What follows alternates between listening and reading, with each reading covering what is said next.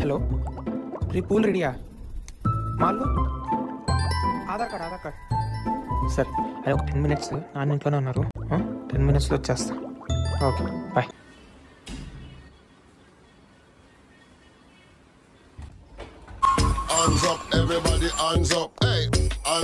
Daddy మీరా కాదు నా dupe ఇక్కడ ఉన్నారేంటి ఎక్కడికి బయలుదేరావు రా పొద్దున్నే గుడికి డాడీ ఆ? గుడికి డాడీ మొక్కు తీర్చుకోవడానికి ఒకసారి రా దా. వెళ్ళి అక్కడ కూర్చోప్పు లేదు డాడీ వెళ్తా కూర్చో ఎక్కడికి వెళ్తున్నావురా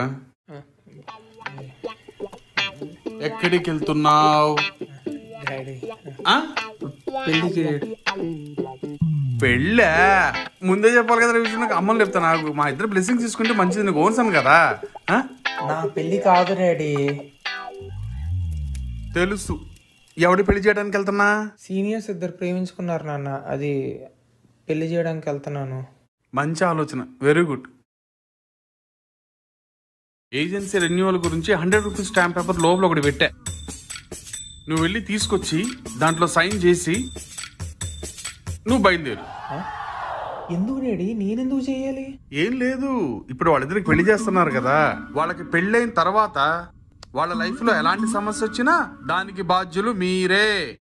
వాళ్ళ అమ్మా నాన్న వీళ్ళు చేసుకున్న పెళ్లి వల్ల ఏదైనా తప్పు జరిగి హెల్త్ ఇష్యూస్ అయ్యి వాళ్ళ ప్రాణానికి ఏదైనా ప్రాణహాని జరిగినా దానికి బాధ్యులు మీరే ఇవన్నీ డీటెయిల్డ్గా రాసేసి దాని మీద సిగ్నేచర్ చేసి మీరందరు ఇచ్చారనుకో నేను కూడా ఏమీ మాట్లాడను ఓకేనా సైన్ చేసి ఇచ్చి బయలుదేరు నాకు సంబంధం ఏముంది డాడీ వాళ్ళ అమ్మా నాన్న ఏ సంబంధం ఉందని చెప్పి ఇప్పుడు వెళ్ళి పెళ్లి చేస్తున్నారా మీరు వాళ్ళ అమ్మ నాన్నకి తెలియకుండా ఏంటి అంత అంత ఫ్రీడమ్ ఎవరిచ్చారా మీకు పిచ్చి పిచ్చిగా ఉందిరా నీకు నీ ఇంట్లో నీ చెల్లి ఉంది రేపొద్దు నీ చెల్లికి సిచ్యువేషన్ వస్తే నువ్వు ఇదే చేస్తావా ప్రేమ అంటే ప్రేమ నా బొంగులో ప్రేమ అరే లవ్ అనేది ఎప్పుడో చచ్చిపోయిందిరా ఇప్పుడు లవ్ లేదు Kaushi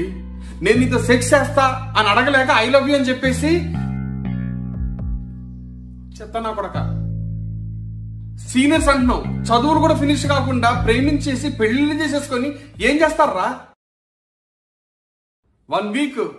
full happy enjoying life with so and so బాడకం అని చెప్తారు 1 వీక్ తర్వాత ఇద్దరి దగ్గర డబ్బులు అయిపోతాయి